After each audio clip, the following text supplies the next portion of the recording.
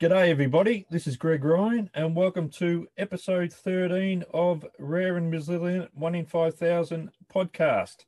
And today we are joined by Laura and Ryan, who are the parents of 9-year-old Peyton, who was born with Cloaca and whose story is story number 59 in the book, page 129. So first of all, Laura, would you like to just read your story and then we'll have a chat afterwards? Sure.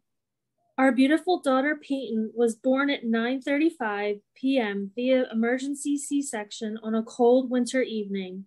She came a few days before her due date, determined to splash into this world on her own terms and in her own time. It is almost 9 years later and nothing has changed. She's a force to be reckoned with, determined, independent, energetic, and sweet. We knew early on that Peyton would have some challenges. At our 20-week ultrasound, the radiologist noticed a growth on one of Peyton's kidneys. One kidney was also smaller than it should be. They referred us to the doctors who run the special delivery unit at Children's Hospital in our state. Extensive testing concluded that Peyton would be born with an anal rectal malformation called cloaca. She would have to come via C-section to protect her and me. She would also have to have a bunch of surgeries and she would be in the NICU for a while. We were devastated by the news and it took a while to wrap our heads around what it would mean for our family. Questions swirled. How would we manage Peyton at the hospital and her 3 big brothers at home? How many surgeries would she need? How will we make ends meet while trying to care for our baby? Who will take the boys to school while we were at the hospital? Just to name a few. As it turns out, we were blessed with many family and friends who offered to help in any way we needed. Hundreds of people reached out to see what they could do. Quite frankly, we could not have done it without them. We had our army behind us, arrangements were made for our boys to be taken care of, and we just had to wait for the big day to arrive. As we got closer, I was overwhelmed with the thoughts of keeping everyone in the loop about what was happening with our family. We were getting phone calls and texts all day long from our army, and I wanted to answer every single person, but it was impossible to keep up. A friend suggested a website called caringbridge.org. It was a space where I could keep our friends and family, our volunteer army, updated. It was also a space where I could write down what was going on in my head, a way to decompress. I loved the idea that I could keep everything in one place, and I hope to share what was written with Peyton when she's older. This is a blog post from the day I was discharged from a special delivery unit. I think all mothers with a baby who cannot come home with them can relate to this. Feeling disconnected. Hello, friends, we are home. It was a long day, and it felt like forever for us to be discharged from the hospital, but they kicked us out of the special delivery unit. It was an emotional day for me. I had been feeling a bit disconnected this entire time. I felt the pains of labor, but was knocked out for the C-section before reaping the benefits of having a baby swept up and placed in my arms during the first few minutes after the great push. I missed the chance to feed her for the first time at birth, and the first time I saw her, she had tubes everywhere. I could not hold her when I first saw her because I was too sick from the anesthesia. Finally, on the first full night we were in the hospital, I held her in my arms, and she was so beautiful in spite of all those tubes. She looked at me briefly and fell back to sleep. I could only hold her for 20 minutes because they had to get her back under the UV lights to help her bilirubin levels. She went for her surgery the next morning, and the staff in the NICU, although nice, were not very good at communicating. They came and got her before we had a chance to see her in the morning. We agonized for 3 hours waiting for news, and finally Peyton's surgeon arrived to give us the news that we were prepared to hear from the beginning. She came through fine, and she is a trooper, but she has a complicated case, and she will have a hard road ahead. Hopefully, her father and I will bear the brunt of that road, and she will not remember much. We got to see her after the surgery. It was a shock to the system. She was in pain, you could tell. She had a belly full of tubes and a few extra cuts where they used an instrument. It was a mother's worst nightmare, a child crying and no way to help them. To me, she looked terrible, and the only thing I could do was stand there and cry, stroke her head, and sing Jehovah God is my shepherd to her in hopes that she remembers hearing me sing that to Weston at night while she was in my belly. I just want to hold her, and I cannot. The nurse gives her an extra dose of pain meds and she calms down. Now I just need something to calm me down. I go back to my room and try to pump, but nothing comes. For 3.5 days, nothing comes. Maybe it's this disconnected feeling I have, or I'm just not used to pumping this early after giving birth. I pray that something happens soon because it is the only thing I can do for my daughter. I've even resorted to drinking a disgusting can of beer with the hopes that it will help with lactation. And now we are home, but a piece of us is still missing, lying in a small little bed 45 minutes away, unaware of the big splash she made into this world, unaware of how crazy she has made me from day one, but hopefully she already knows she is loved, not only by her mommy and daddy and her big brothers, but her extended family and friends too. I'm signing off now to finish this awful beer, pump and put these poor swollen elephant trunk feet to bed. An early day tomorrow, back down to the hospital with some news of how the ultrasound she had today went. Hopefully some more news tomorrow. Our love to all of you out there. Thank you for the support and kind words here in the blog and phone calls as well. Oh, thank you. How does that feel reading it back now, even 9 years ago? I'll cry later. Brought a tear to my eye. Okay, Ryan, what's your experience of that time? It was definitely overwhelming, especially having natural births with my 3 boys. It was definitely altering.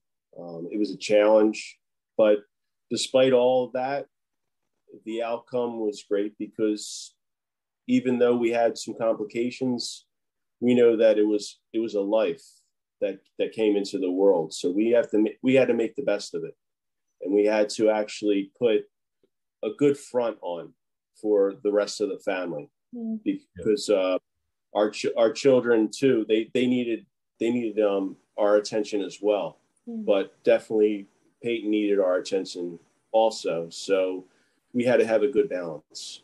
And what was the most challenging time in those early years? I think because we chose to go out of state for her care, the being away from the boys, Disconnection. the disconnection with the boys initially. They were little. Peyton's next oldest brother was only 2. I feel like we missed a lot of time with him at an important age because we were, I mean, I can't say we were away a ton, but I was away a significant amount of time in pretty long stretches. So it was kind of a tear to be leaving and then coming back and then going for doctor's appointments and coming back. And I think for Ryan as well, like I was the one that stayed behind with her, but he wanted to be there too. Right. Yes. For being very difficult on you, Ryan. Yeah. And it's hard because he was trying to provide for us and be there for the boys and support me. So you can't tell, but there's a lot of gray hairs in here somewhere. I can imagine. And one issue that doesn't really get talked about a lot, but I know from talking to the families, it is a massive issue, is the effect it has on the siblings. How do you think it, with your boys, it affected them? With you being away and the care that you have to, the extra care that you have to give Peyton? Definitely our son Weston, he has some lingering anxiety from me being away, that we've had to, help him with therapy and medications to get it under control so it doesn't control his life. So I think out of all 3 of the boys, he suffered the most because I think it was he was young and didn't understand when everything was going on because he was only 2. Yeah. So I think he's had the most effect. Whereas the other 2 boys, Landon was 4 and Aiden was 6. So a little bit older. I mean, I don't think they cared as much per se because they were older and they were hanging out with their grandparents and their cousins. But I think even now they get very anxious when we go down to the hospital. Yeah. All 3 of them. And do you find you sort of like yourself, you feel like you have to give more attention to Western a bit because of those early years? Yes, absolutely. Just recently, because we've gone through a lot of inpatient stays with Peyton over the last 8 months for some complications that she's having. And Landon even said to me the other day, because they can't visit because of COVID, they have actually never really visited her other than her stay in the NICU. And that was even like right before we were discharged. I can't even remember them being able to come and visit because we were always away in Ohio and they didn't come with us. Yeah. So I think they have that fear of the unknown because they didn't get to see her in the hospital, that they couldn't tell what was going on with her. So, I mean, this even recently, Landon, the middle son, had said, I really hate it when Peyton goes to the hospital because I don't know how she is or what they're doing to her. So there's that unknown because she's never really had them come and visit because of either flu season or COVID, or we were away in the hospital. So they've never really spent time with her to see how she is or what they have had to do to help her get better. So I think there's that fear of the unknown for them. And how are they sort of like aware of the issue she has with the toilet and all that? Mm-hmm. Oh yeah, absolutely. From the very beginning, we didn't really hide anything from them. It's kind of hard when you have a tiny house and only 2 bathrooms. Yeah. So they understand the majority of it. We don't really discuss the girl stuff with them because, of course, yes. They wouldn't know what to talk about anyway. But yeah, they are fully aware that, she's got some issues, and throughout Peyton's time, they've always hung out with her in the bathroom when they wanted to, especially when they were younger. We have tons of pictures of them all hanging out with her, playing on the tablet or watching a show while she was taking care of business. Yeah. So they've always been part of it. I don't think she's not quite at the age yet where she's, a teenage girl and she doesn't want her brothers anywhere near her yet. We're getting there, but not quite yet. and how does, now the Peyton's sort of like 9 years old, does she say much about like how she has to spend more time in the toilet and all that than her brothers or anything along those lines? She did a little bit when she was younger. She's asked us questions like, why do I have to do this? But she's always been, I think because we started the process of bowel management with her very early on, she was not even 2 yet, that it's always been part of her life. Like, she doesn't know a time that is any different for her. We've made it a point to not really apologize for her lot in life, quote unquote lot in life, but we've said, this is how it is. Let's do it and move forward and be done. Yeah. So I think that she has had questions over the years, but she's also been she was just standing here, I'll have her come say hi in a minute. She's also been very compliant medically.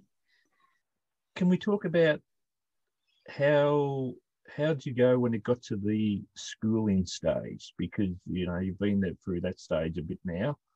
Yes. Fun. That's one issue that a lot of parents of younger kids really, it's front of mind, as you know. Here in Pennsylvania, she's considered disabled according to Pennsylvania's laws, basically. She's considered disabled. So when school started for her, she was placed on a 504 plan, which helps with kids with disabilities. So for Peyton, she had to cath for urine every 2 hours, and then just make sure that she was clean from any accidents she might have had, which thankfully, by the time she was in kindergarten, we had her very well under control. I don't think there was ever a time where I needed to go and get her for an accident or even have any of the nurses clean her up. So her part was her having to stay on a cathing schedule every 2 hours. But the nurses that we dealt with, she was in 2 different elementary schools so far. We moved after she was in kindergarten. So the nurse in kindergarten and then her nurse for first grade were different, but they were extremely kind and very helpful. So we never had any major issues. She would go down to the nurse and take care of her business. No one bothered her. I mean, some of the little kids asked questions, but the teachers handled it awesome. They just, her kindergarten teacher said, it's none of your business. Just leave her alone. Her kindergarten teacher taught all three of the boys. So I had a long relationship with her. So she was very no nonsense and was very helpful getting Peyton started for her kindergarten career. And Peyton, as I said, has always been medically compliant. She started cathing on her own at 4, which according to her urologist, the CHOP is like completely crazy and amazing because he sees kids all day long that have no interest in learning anywhere close to 4. So school has been great. I mean, the last year with COVID, she stayed home with me and she'll be staying home again this year because she did have a lot of medical stuff going on the end of 2020. So it was actually a blessing that she was home with us, that we could homeschool her because she would have been out of school almost 2.5 months just from hospital stays. So it's been an adventure. I'd imagine so. And Ryan, how's your experience been with it all? Because a lot of the times the dads really don't get a chance to express themselves. Or like in the support groups and all that, it's 95% of the mothers. And so we don't get to hear a lot from the dads. So it's be really interesting to hear how you've dealt with it from an emotional point of view as well, supporting Laura and the kids.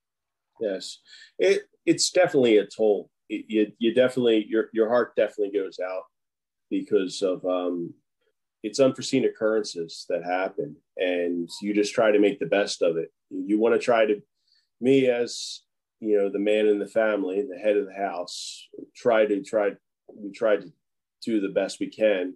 We want to be there for everybody in the family.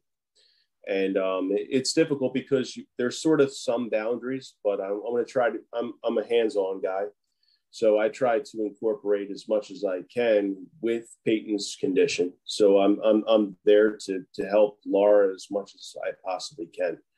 I know there's going to get to a certain time in her life that I can't cath her anymore. During this time right now, I'm there and willing to help, to be a support for the whole family, as long as with the other kids as well. You want to try to have a good balance with giving Peyton attention, but also the other kids as well, giving them attention. And how has that balance been? Like Laura was mentioning, because she's been away a lot with Peyton. How's that been with dealing with the boys and the compensating a little bit from between what Peyton's needs are and the boys' needs are? Mm-hmm. It's definitely a struggle, but you try to you buy out the opportune time. So so my needs take a back burner. So what I want to do is give Peyton attention for her, and then also have a good balance for the kids. So the boys, I take them out, take them away from the house. Why Peyton gives attention to Peyton. Laura gives attention to Peyton. Yeah. But there's areas that in our area there's like miniature golf and driving range. So I do things that the boys would like to do. Yeah. So they're not neglected. Yeah. And you spoke about you've had a really good bowel management program for a while now, Laura. Can you just explain what she's on and how that comes about? Sure. So when she had her colostomy reversal, Dr. Penny had said to us, let's see how it goes as far as bowel management was concerned. We figured we would need, to intervene, that it wasn't going to be super easy because of, just the inherent nature of the defect she was born with. So after colostomy reversal, we went through the usual challenge of, keeping her clean and managed. But after about a month or so, it was nonstop. So we called back to Ohio to talk to the nurses there, and they had put her on Senna, liquid Senna, because she was still little at that time. Yep. So we started with that, and it was miserable, absolutely miserable.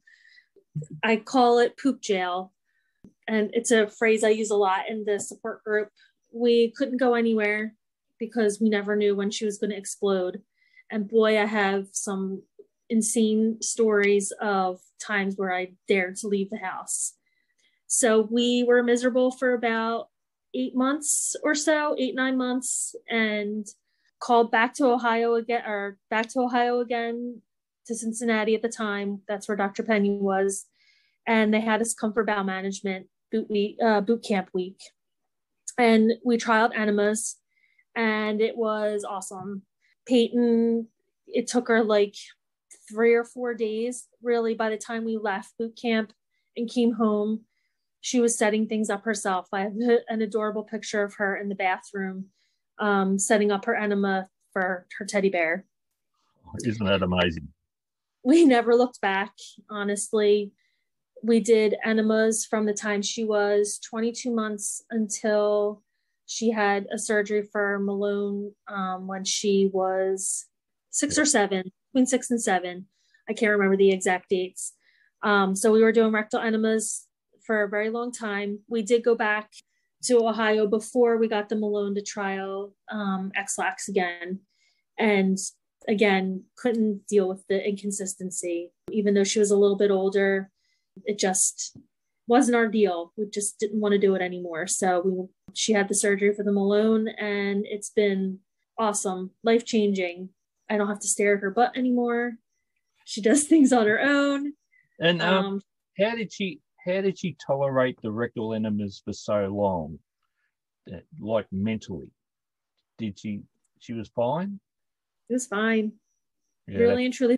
I mean, we had our days where she didn't feel like doing it. So we would either change the time. Like, we didn't have to keep to the same exact schedule every single day. We didn't, if it went 25 or 26 hours before she had another enema, it wasn't a big deal. But, we kept it as special for her as possible, especially when she was younger. She got her tablet on the toilet. She got to watch a movie, have snacks. Yep. We just did what we could to make it fun for her. And she never really complained more than what I would assume a normal 3, 4, 5-year-old would, to have to stop and do anything for an hour. Yeah, well, that's a great result, because you hear a lot of stories about kids not being able to tolerate. And with the Malone, has she got to the stage where she can set it all up herself yet? Yep, absolutely. Yep, beginning to end, she can do it all herself. I pour the solution into the bag for her so she doesn't spill it everywhere. We may actually get rid of her overnight at some point.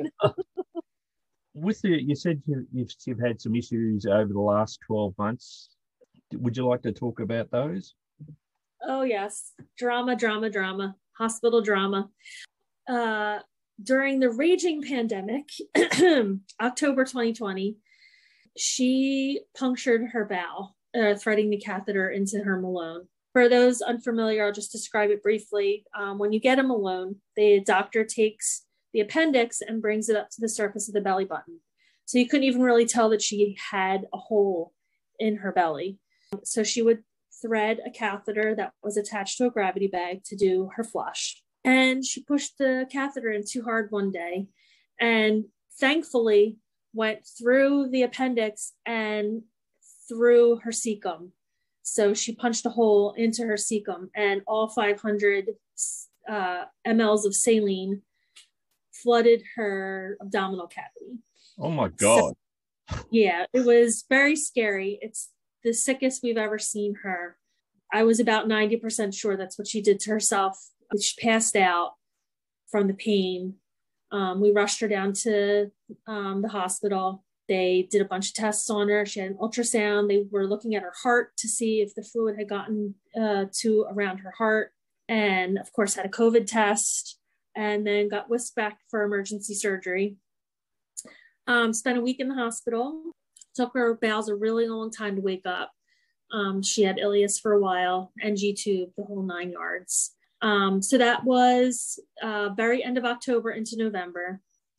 She was released from the hospital after 7 days, followed up with the surgeon. Everything was fine. The surgery was fairly easy. He said he stitched her up and tested to make sure that there was nothing leaking.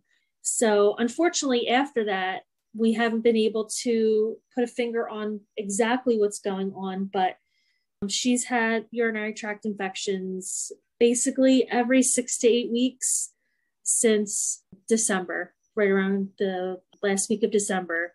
She had her first one. And unfortunately for her and for us, she has a very high tolerance for pain and just pushes through and keeps on going. The only thing that makes her stop is a high fever. So with every UTI, she's had 5 now since December. We don't know she's sick until she's vomiting, lethargic, and feverish. And by that point, it's too late to treat her orally with oral medications because she's vomiting and can't keep anything down. So we end up back down at the hospital. So she's been inpatient 5 times, I think, since then. And we've ended up going back and forth to Washington, D.C. We followed Dr. Mark Levitt to Washington, D.C. and have had a consult with him and Dr. Varda, the urologist. She had some testing down there, and they feel that she has developed a fistula between her bladder, so her bladder neck, and her vagina somewhere. They aren't confident that that is the reason for the UTIs, because she either developed the fistula and it's a recent thing, or she always had it and it was not caught and taken care of surgically early on, which is likely a possibility as well. So she was actually supposed to have a surgery in September, and they've put it off for now. We're status quo at the moment. She's been symptom-free for, I think this week is week 9. I don't like to say it out loud. We're on week 9 in the clear, so we'll see how it goes. Yeah, and for those listeners who aren't fully aware of cloaca malformation, it's a very complex malformation that occurs in sort of like, I think it's 1 in 20,000 little girls. Yes. I know there's a lot of adults in the adult group that the UTIs is a very common issue with that. Just one thing, you say after she had that incident with when she was capping herself with the Malone, how did she handle it afterwards? Did that frighten her to do the Malone after that? No, frightened me. I was petrified. We actually, after she messed herself up, I called down to Dr. Levitt and said, hey, we need to come see you. First of all, we want to make sure that the surgery was correct, but we want to make sure this doesn't happen again. And he suggested, it's called a mini ACE. So it's a very small appliance that is now in her belly button. It's like a little plug. Yeah, it's basically a plug. It's a glorified plug, but it makes it so that we don't have to thread a catheter anymore. There's a little connector piece, and it connects to the appliance in her belly button, and we don't have to worry about her puncturing her bowel again. I think when she's older and probably a little bit more responsible and mature, we'll try again, take it out. She's just rough. She's a rough kid. Must have gave you a lot of peace of mind to have that, though. Yes, it is. It's been great because we had a lot of problems with the Malone hole closing up. So she'd have to have a plug in at all times with a piece of tape over it. So this keeps us from having to worry about the Malone closing up and us having to worry about. She already had to have a surgery to reopen it a year after she got the Malone in the first place. So even though it's something sticking out of her stomach, it doesn't bother her. She doesn't care. Sounds a very resilient young lady. She is very resilient. She doesn't really stop her. How did you handle that recent surgery and all that, Ryan? It would have brought back a lot of memories, I suppose, and issues.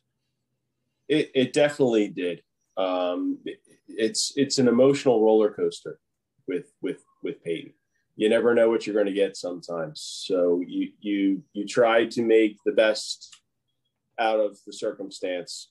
but it definitely was overwhelming. But having a good support group and always talking and having a good communication with Laura as well. And who's up there? Oh, there's everybody, Peyton. we've just been joined by the wonderful young Peyton. How are you, Peyton? Good. Oh, I've just been talking to your mum and dad, and they've been telling me how you're such a brave and strong young lady. Mm-hmm. And how are you feeling at the moment? Good. Good? You're looking after your brothers, or keeping them under control? Mm-hmm. Listen, you talk nonstop. How come you're all clammed up? Yeah, now? your mum said you don't. You always talk. Oh yes, nonstop. And how do you? Your mum tells me you do when you go to the bathroom, you do it all yourself, and you can do everything. You're a very good girl to be able to do that. You know your recipe? What's your recipe? What do we do for you? Do you remember? No, you don't remember. You like going in there, having time away from your brothers so you can play on your screen? Oh yes. Tell Greg, what do you do when you're hanging out with your tablet? What have you been up to these days since the pandemic? What do you play the most? Minecraft and Roblox. Oh, really? Oh, wow. That's good. And you enjoy school? Yes. Yeah, that's good. Listen, we're recording it, so you got to talk loud so we can hear you. You're very famous. You're in the book. You're in the book. You know that. You know you're in that book. Yeah. Yeah. So many little girls will be looking up to you and say, "Oh, look at how Peyton goes. She does so well," and who've have some similar tummy issues to you, and they'll look at you and think, "Oh, I want to be just like Peyton." She doesn't know it, but she's been an inspiration to other little girls and boys her younger than her and older than her. Certainly try to share. You're my hero, you know that? You hear that? How is that even possible? I guess it is. Here, one more time.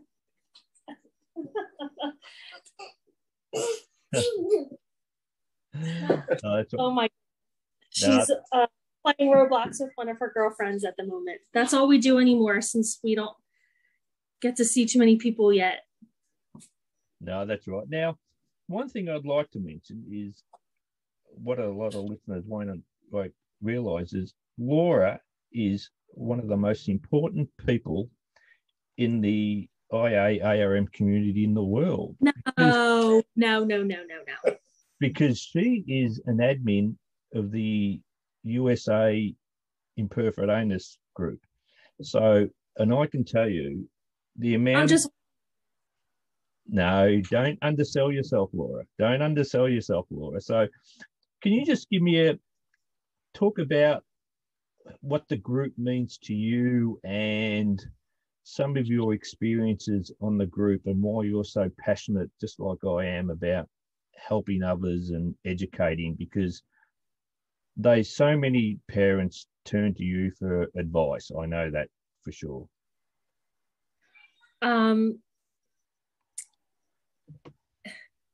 It's been emotional, but I think also cathartic for me. I feel like sometimes I spend too much time in the group trying to help others, but I think a lot of it stems from when Peyton was born. We stayed at our home hospital when we shouldn't have. I mean, they took excellent care of her at birth, but her original surgeon really messed her up. And I think that was and still is traumatizing. So I was kind of determined to not let that happen for other parents if possible. I think that's the biggest issue in the group. I want every kid, and I say it all the time in the group, everyone deserves to poop. When someone new comes on and they're struggling, like everyone deserves to have a cleansing poop every single day, no matter what. And if your doctor isn't helping you do that, you need to find another one. So a lot of the families that come find the group, I feel like it's really, I mean, as a mom, there's a lot of Facebook groups out there for parental support and for anything you can think of. But this group in particular has been absolutely amazing. Very little drama, very supportive, very helpful. If somebody needs a gravity bag and they're in the middle of the desert, they'll find someone in the group that is able to either bring it to them or mail it to them. I joined the group probably, I think Peyton was almost a year, not quite a year old. She hadn't had all of her surgeries yet, and I think we had just joined. And just the information I got from the group helped us make a lot of decisions for her care. And it gave us less of a struggle because we knew what we had to do. It's very gut-wrenching when parents come in and they didn't know about the group and their kids are teenagers and have been struggling their whole lives. It makes me sad, but grateful that they're there now. So I think that's kind of what drives me, because I have to save them all. Yeah. So part of it, it can be very stressful. I want to save everyone. So I kind of do what I can in the group. Do a wonderful job. We're trying. Yeah. And I know as well that for when adults come along, yeah, and they've been lost for so long, and you let me know when we bring them into the adult group where they can talk openly and all that, because it can be very difficult for adults. Yes. Going into the group where it's predominantly a parental group, and their experiences are so much different. Like, we've never had any assistance since we've left the pediatric care. So, and I think that the parents in the group are very grateful for the adults that come and stay and share their experiences with us, because I think, as a parent going through all the surgeries and the care and all that stuff, we kind of get in our heads about certain things. So, I mean, we've had, some adults not agree with everything that was said or done in the group. But for the most part, we really appreciate when the adults come and share their experiences and how they view their condition and how they take care of themselves. It gives the parents hope for the future above all else, that, we're not stuck in this circle of, will things ever be quote unquote normal again? We have, your example and all the other adults who have shared over the years. It gives us hope. Yeah, definitely. That's what we try to do, and we sort of we come at it from a different perspective, and especially from the mental health side of things. Yeah, exactly. Exactly. And that's been lacking over the journey. So we try to, just encourage people to get parents to seek that help if you need it. And yes, and the one thing I'm very big on too is parents doing their own self-care, because you can't go through this and not come out with some sort of issues, like if it's a PTSD or, walk into a hospital and it just hits you again. Oh, yes. Every time we walk into the children's hospital at home, the smell of the hand sanitizer brings me back to the NICU. I don't know what that thing's called. There's some sort of toy down in the main lobby that you put a ball in, and it goes to this huge obstacle course that comes out the other end, and it chimes and it makes noise. Every time I hear it, it just brings me back to walking around the hospital in the middle of the night, trying to stay awake or not stay, or try and get sleep. And all you could hear is the chimes. As compliant as Peyton has been, I completely understand that at some point she will get therapy, even if it's just to talk out a couple of things. And if she doesn't need any more, she doesn't need any more. But and saying that, you and Ryan, did you ever need to seek any assistance from that perspective? We have not. No. Should we? Probably. it's definitely taken a toll. We've had our ups and downs. Last year was particularly rough. COVID did not help. All the recent surgeries or the recent surgery and all the hospital stays did not help. It's very stressful, especially this last year because, we have a great support system, but we also didn't want anyone to die from COVID. So we bore the of, the last few months without getting a whole lot of help because we just didn't want our, we rely on both sets of our parents to help. And we couldn't take that chance until the vaccines came out. It's been better recently. But yeah, I think the last year especially has taken a toll on us. We're very tired. Ryan, if you're talking to someone who's listening to this for the first time and they're just a new dad, wondering what the future holds, and what would your best piece of advice be? Ooh, tough one, Greg. That is a tough one.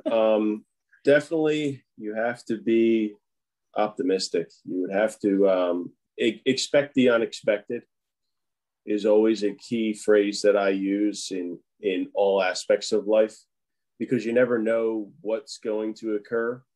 But if your mindset's more towards having an adjustment, it's easier to deal with. But always communication, always don't be afraid to ask questions.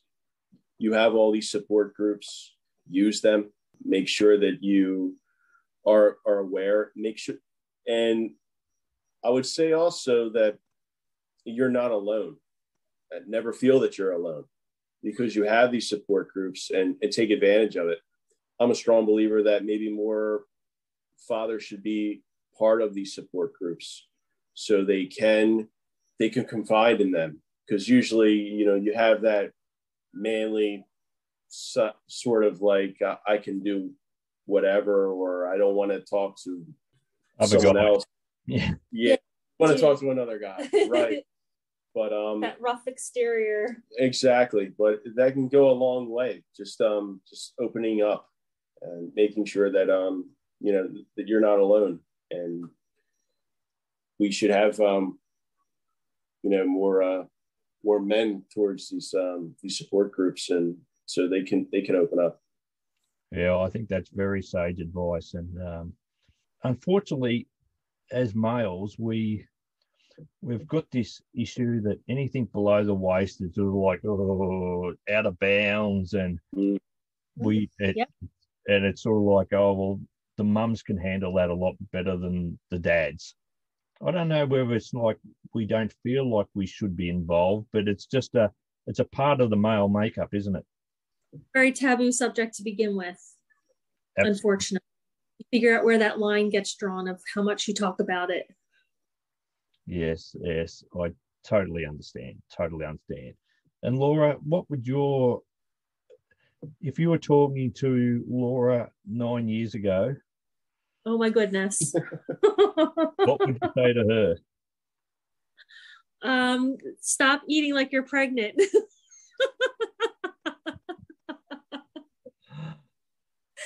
No, just kidding.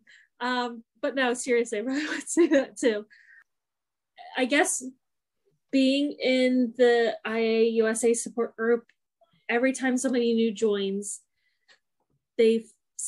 I can see how grateful they are, and they feel that they're not alone anymore. I felt very lonely in the beginning. I mean, even though I was surrounded by people, but when you become a medical mom or a medical dad, things change drastically in your life. You can't nurture some friendships that you had for years. A lot of things get pushed to the side. I kind of felt like I wasn't me anymore. I was Peyton's mom. So, practice self-care. I feel like I'm the pot calling the kettle black here because I'm very bad at doing it. But, eking out a little bit of time for yourself and for your spouse and your partner, and knowing that you're not alone, and get yourself a support group in any way that you can. And I think that's the case for anyone that has a special needs child. You need the support because, it already takes a village to raise a kid. So I think it takes 2 villages to raise a kid with medical needs. So 9 year 9-year-ago me, you're not alone. Take care of yourself. Put down that donut. Very Just kidding. comfort food. Donuts are the best thing. Yes, really, honestly, I was never that person, but kids with medical needs is very stressful, extremely stressful. And I've always been a stress eater. So find a different outlet, take some time for yourself, find a healthy outlet if you can, as much as you can, and try not to focus too much on the unknown and what's going to happen in 10 years. Because I've said it before to parents joining the group that ask, is my kid going to be continent when they're 10 or 20? And the answer is you just don't know. Just take it day by day. Yeah. Don't try to stress about what's going to happen a year from now or 10 years from now, because you just don't know. I advocate for that. My greatest advice I give to parents is got to live in the moment, because you endure the bad days and enjoy the good days, because the bad days will come. Yes, exactly. And for parents who have got their child only 1 month old or 2 months old and they're worrying about school, it's the last thing they should need to worry about. Yes, exactly. Worry about what's going to happen in 6 months. Actually, just one other question. Did you find from an early age that you would share with family and friends Peyton's conditions, or have you found that you're more open and you're more closed now, or you're more closed and you're more open now? Like, it's one thing that gets brought up a lot. Yes, it does. I think early on we relied heavily on Caring Bridge, and we had like a couple of hundred people that were able to see the updates that we did. Your outlet? Caring Bridge. Yeah, that was our outlet, basically. That's how we kept everyone in the loop of what was going on. Because, family, extended family, lots of friends, friends of friends.